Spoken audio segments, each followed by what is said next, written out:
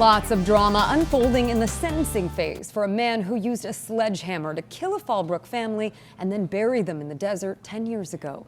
Good evening, I'm Lindsay Pena. And I'm Steve Atkinson. Charles Merritt is facing the death penalty or life in prison. And our 10 News reporter Matt Boone is joining us from San Bernardino, where the court is still deliberating tonight. Matt. Steve, after 10 years, this was all supposed to come to an end today. But the defense came with some last-minute tactics to try and delay these proceedings, including asking the judge for a new trial, all while family and friends of the McStays sat there in silence. I want to make a couple comments about... The hearing began with Charles Merritt's attorney, Rajan Moline, making a motion to introduce what he called new evidence about cell phone towers.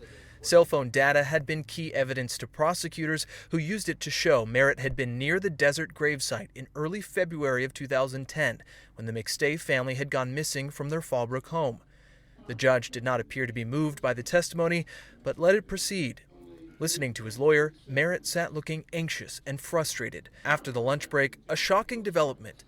Moline announced he'd been fired by Merritt as his attorney. I don't feel in good conscience based on what I've been told that I could go forward, and that's where we're at.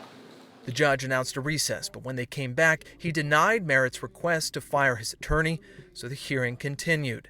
The prosecution eventually rebutted the defense's claim that there was new evidence, but the judge allowed another witness to take the stand for the defense, one of Merritt's former attorneys, who'd left the case last fall. After listening to both sides, the judge denied the motions. In June, the jury convicted Merritt of murdering Joseph McStay, his wife Summer, 4-year-old Gianni, and 3-year-old Joseph Jr. Merritt had done work for Joseph McStay's business, making home and garden water features. Prosecutors say Merritt owed McStay money and that he became angry after McStay began cutting him out of the business.